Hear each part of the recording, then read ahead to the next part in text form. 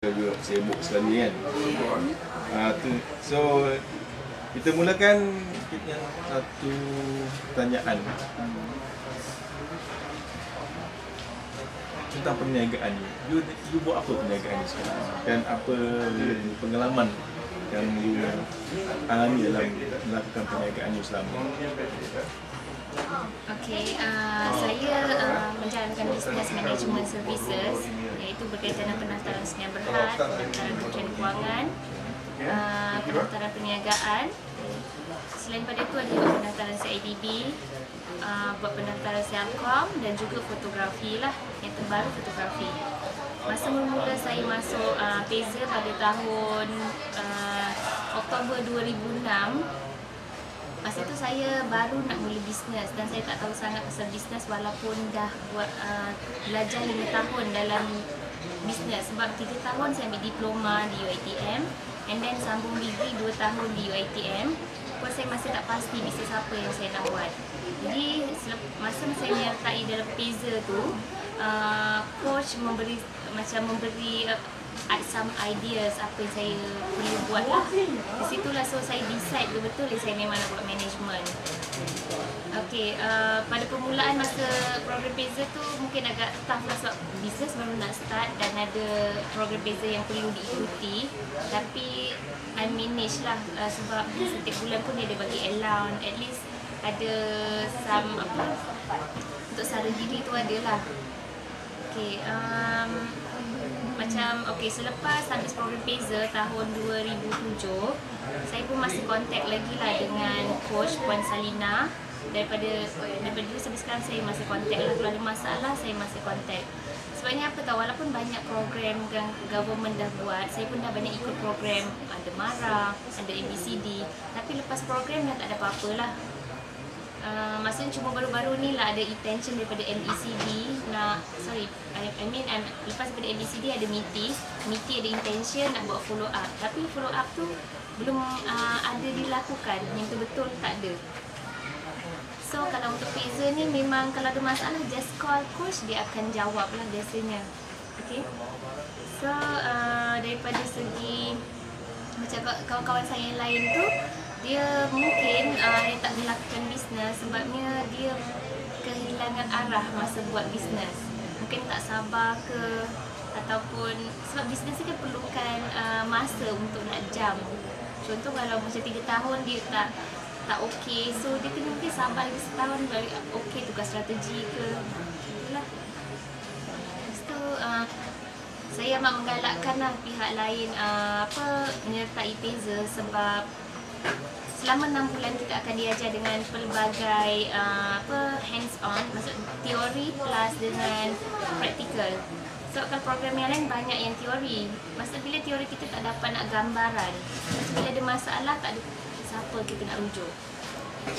Apa yang unik tentang Peza semasa you 6 bulan masuk program Peza ni? Apa you rasakan unik tentang Peza?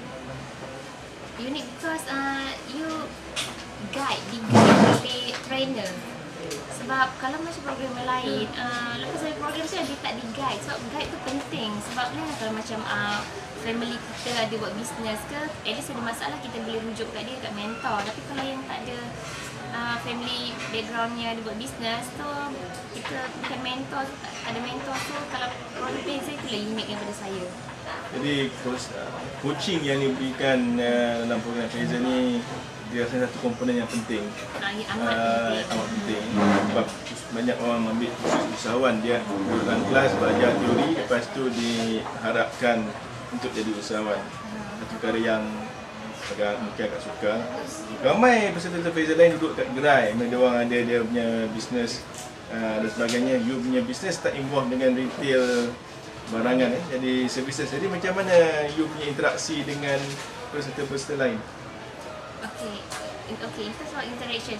Jadi begini, masalah daripada segi business operation dan juga masalahnya lebih kurang sama. So biasanya kita akan jumpa masa sebulan sekali.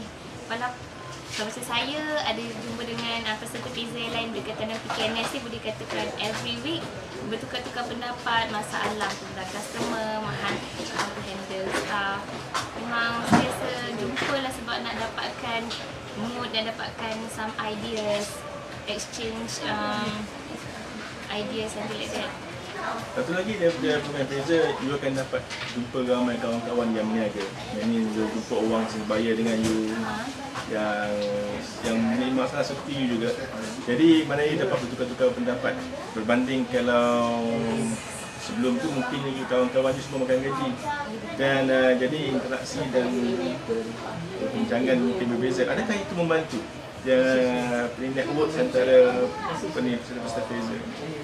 Okay, pada saya group memang penting lah sebab like-minded business people memang perlu together. Sebab apabila kita berbual dengan orang government staff ataupun kita berbual dengan kawan-kawan yang bekerja dengan company besar, private ke JLC, diorang tak boleh fikiran ni mungkin different, the way they think different from us. Because masalah yang dia hadapi mungkin berbeza. So kita tak akan dapat penyelesaian.